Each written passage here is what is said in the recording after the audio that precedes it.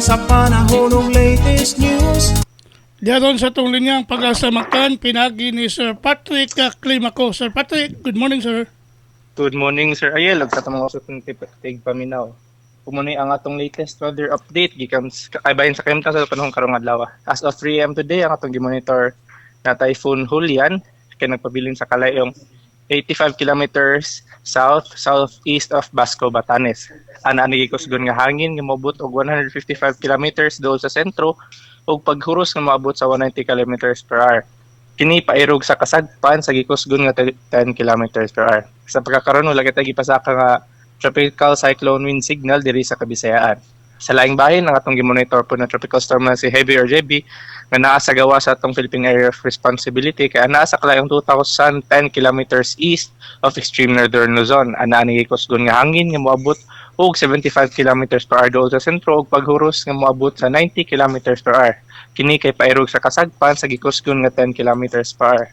Kini nga weather disturbance kay walay direktang apekto sa ato o mubo nga tsansa nga mosulod gyud sa atong par.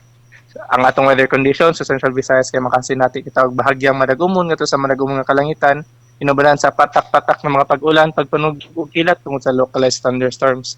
Ug para sa kaimtang sa hangin ug karagatan dinhi sa Kabisayaan lakip ng Cebu magpadayon gyapon kadamang kay sanati sa hinay ngadto sa kasarangan nga hangin gikan sa habagatan ngadto sa habagatan kasagpan diin ang atong kadagatan magbilinawon ngadto sa kasarangan ng mga pagbalod. Dinhi sa Cebu ang atong kadagatan kay mutaob unyang alas 9 sa buntag ug mohunas unyang alas 4 sa hapon. Atong temperatura karong adlaw kay nasa 26 o 32 degrees centigrado ug ang hatong haring adlaw kay mi silang ganihang alas 5:33 ug musubang unyang alas 5:35 sa hapon. Ug mao na atong latest weather update gikan diri sa Buhatan Desti Pag-asa Mactan kinhi si Patrick Ayante Mako daghang salamat. Salamat, Sir Patrick. May buntag sa Salamat. Pag-asa. Good morning. May buntag Sir Ariel. Salamat po. Okay.